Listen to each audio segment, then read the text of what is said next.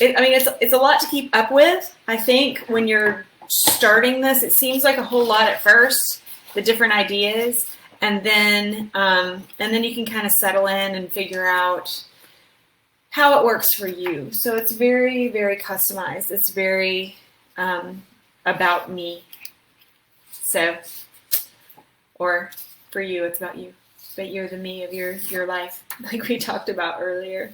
Tomorrow, we're going to be talking about energy, and that's going to be very important because, energy is everything. Everything is energy. We'll talk about that. Let's see, I've got another question. I'm just going to be popping my little reading glasses on to read the questions here. What if you do not have 3 aha moments of the session? So anything that you heard in the session that made any impact on you at all is an aha moment. And I mean, if you don't have 3 things that you hadn't heard, I know that you've gone through a lot of this with us before. So what I would do is, if you've gone through it before and there wasn't, something that was brand new that just really made an impact on you, think about some of the impact that some of those things have made on you in the past. And, you can write about that. So especially, I spent a whole lot of time talking about breath work today. With the breath work, that's something that we can get out of the habit of doing. And so even if it's just something as small as, oh yeah, I remember we've talked about that box breathing before, but I haven't been doing that. I didn't think about it in that way. That really is an aha moment. So I find it really difficult to not come up with aha moments if I really was invested in paying attention to what I was doing. But when you do have information that is familiar to you, you just need to look at it a little bit more deeply and in a different way. And for you, especially, an aha moment may be the journey that you've been on. It may be the different place that you are here when you're going through this, and how this is different for you this time, since it's not the first time that you've heard the information. So that could be part of your aha journey as well. Yeah, of course. Let's see. Abdallah, my dear friend. Hello. Let's see. Surya says, I really have a problem dealing with insecurities. I affirmed and got better, but it still hurts. Surya, when you have deep insecurities, practicing affirmations for short periods of time without consistency might feel good in the moment, but you have to have that consistency. And a lot of time, especially when you're dealing with extraordinarily low levels of self-esteem or something of that nature, and you meet your affirmations and you do them and you don't see results pretty fast. That's something that all of us want right now, is pretty fast results. It becomes disheartening and then you abandon it. So my best advice for you would be to keep going with it. So tell me a little bit. I want you to, type back a little bit in the chat and tell me a little bit more about your insecurities, because I'd like to share an affirmation video with you. We have so many on our YouTube channel, and I'd like to share an affirmation video with you that is specifically geared toward exactly what you're struggling with. So if you can, if it's authenticity, if it's love, if it's trusting yourself, let me know a little bit more. And then what I can do is just pop a link in here that goes directly to that. And what I'd want you to do with that is they're all 10 minutes. And the reason that a lot of the things that I do are 10 minutes long is because 10 minutes is 1% of your day. And so I always say, if you can't commit 1% of your day to improve the other 99%, then you don't really want improvement. So I know that you do, because you're here. So I know that you can commit 1% of your day to improve the other 99. So I make these 10-minute long just so that I can say that to people when they're like, I don't have time for that. Yes, you do. It's 1%. You have time, I promise. You have time. So give me a little bit more information, and then I'll recommend a specific one for you. Oh, you guys are so sweet. For emotional intelligence, what are the key strategies and techniques to use? That's exactly what we're doing this week. So you have to make sure that you understand self-regulation. Tomorrow, we're going to be talking about energy and emotion and the way that energy impacts you. Then we're going to be talking about motivation on day 3. Day 4, we're going to discuss and review the importance of reflection. And then day 5, we're talking about flexibility. Now, there are 12 keys to emotional intelligence, and we really dive deeply into those in the mentorship that I do, which I'll tell you about more later in this journey. But if you will follow this challenge, I promise you, you are going to have those foundational points, because that's what we're here for. That's what you're learning. So, welcome, you're in the right place. Definitely. Oh, thank you, Prom. Surya says, I try to be positive, but the past doesn't get out of my head.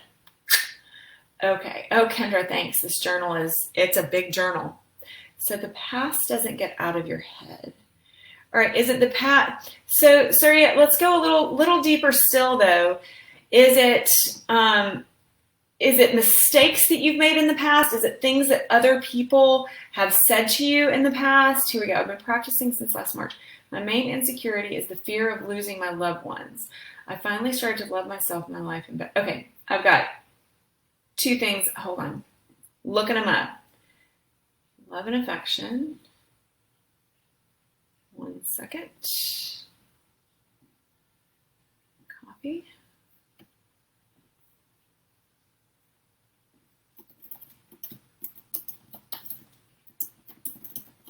Here we go.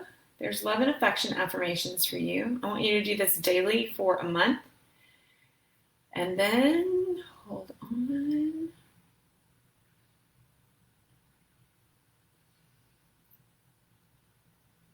I'm going to put another one in here. We talked a lot about breathing. And so I'm going to put breathing. This breathing bubble is really cool because there's no guidance. It's just visual. And the breathing bubble is really good for people who have a hard time not having their eyes open. So some people say, when they close their eyes, their thoughts flood them and they have a really hard time with that. So I'm like, no problem. I made one where you could leave your eyes open. Okay, Sharp, I'm going to get to you in just a second. I've got one more for Surya. And let's see.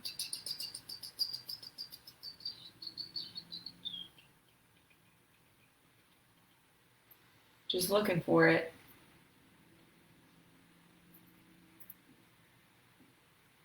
Just looking for it.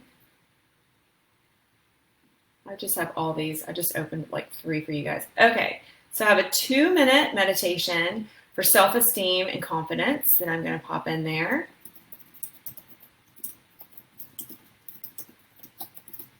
There's that. I've got this. So Surya, you have a problem releasing fear. And so I am going to put in, where did it go? Interesting. Okay. It's not letting me comment. Hold on 1 second. Oh, thank you. It's not letting me comment. Here we go. So this is releasing.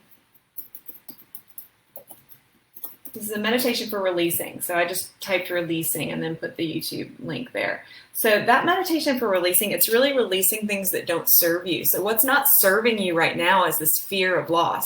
So I promise you, if you're focusing on losing love that you love to have and you have it now, you're going to lose it. So you need to release that cord to whatever the fear is. Now, fear is something that we've been taught to fear. We've been taught to be afraid of fear. But what we really, really need to do is dive in and make fear our best friend. When you make fear your best friend, then you get to know, it's kind of like keeping your enemies close. It's you get to know the thought process, you get to know where it came from, and then when you know its nature, then you can make sense of it in clear, calm, and rational ways with self-regulation, which is what we worked on today. Okay, so that one is for you. And then I'm just going to go ahead here and share that pre-meditation breathing that I told you guys I'd give you. I did go ahead. One of the reasons it took me so long to get here is because I put up a post in the Creator Circle with a bunch of links on it.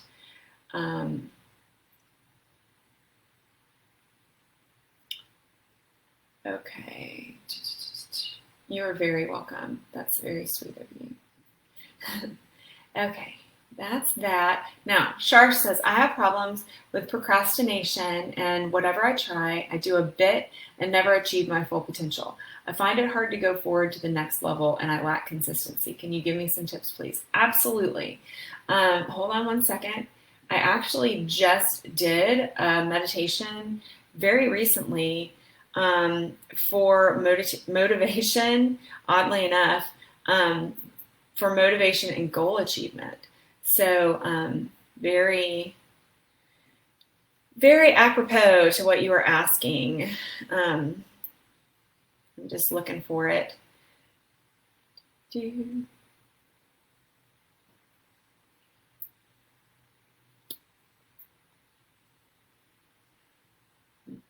have so many videos that you guys can benefit from. Oh, you know what? I'm going back one second. There is this one as well for Surya, fear of abandonment.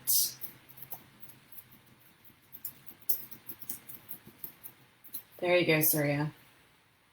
I'm still working on you, Sharp. I promise. I just saw that one and was like, yeah, hold on. I need to get that one too. Okay. Achieving goals meditation. There we go. I'm about to put it up for Sharp. I am sending them all. I'm like, just a minute. Here's another one. So Sharp, if you were with us for that full hour just a bit ago, you'll remember that I said that the most successful people in the world have routines. And by dedicating themselves to those routines that are focused on positive mindset, that is how they end up achieving more success. And the whole routine has to start with that positive intention, that positive focus. And if you don't have that positive intention and that positive focus, then you can't keep that higher vibe. So when you start procrastinating, you need to ask yourself with each thing. And I mean, some people procrastinate. I had a client once who was trying to write a book, and she would sit down to write at the time that she had reserved for it and then decide, oh, you know what? We're out of cabbage. I need to go to the store right now and get cabbage. And then she'd find herself at the store only to remember, wait, I went to the store yesterday and we have plenty of cabbage, or whatever it was she needed. And so when you start to find yourself in those procrastination patterns, you have to discipline yourself just a little bit to ask the question, why am I doing this?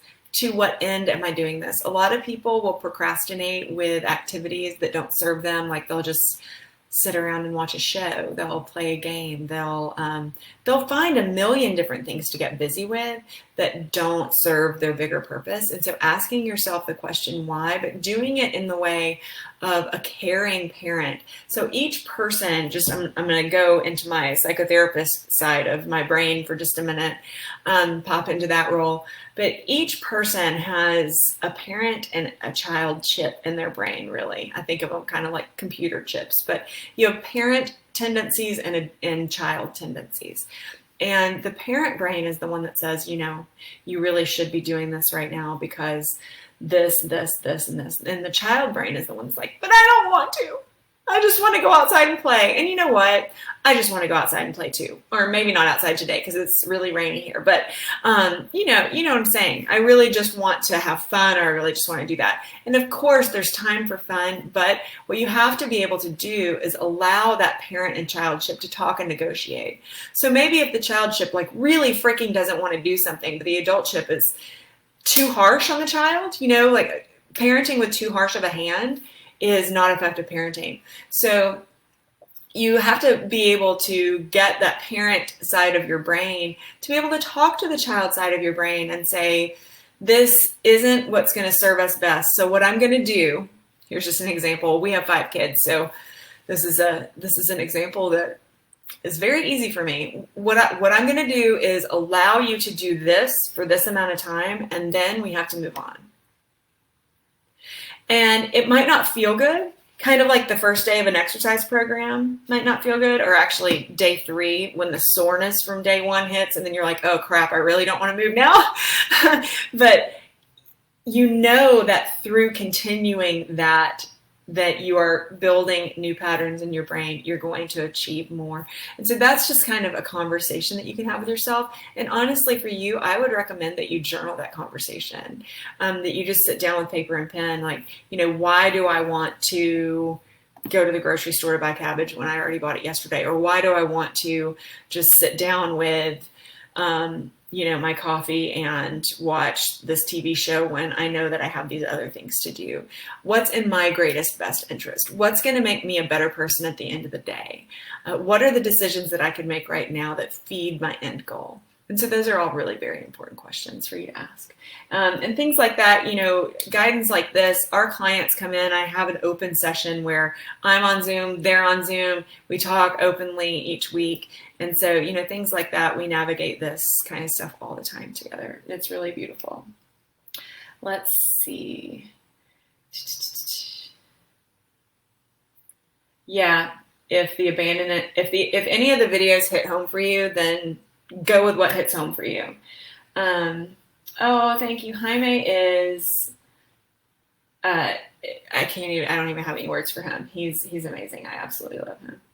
And he's one of our group leaders. Yeah. If Kelly, I don't know if you said you were always a big procrastinator. Well, if you're procrastinating, I've always found that it's really because you're not finding purpose in the action to lead toward the goal. And so you need to make a shift, or sometimes you just need to buck up and do it. That's an option. So fantastic. I'm so glad that you're here and we can learn to stop this too. Okay, if there aren't any more questions, I'm really kind of tight on time today, so I think that that's all that we have. But I'm super excited for you that you're here. Congratulations on making this investment in yourself. Very, very good work, and I will see you again very soon. I love you all, and welcome. Welcome to the Gilded Life. Welcome to Creator Circle and Master Your Mind. See you soon.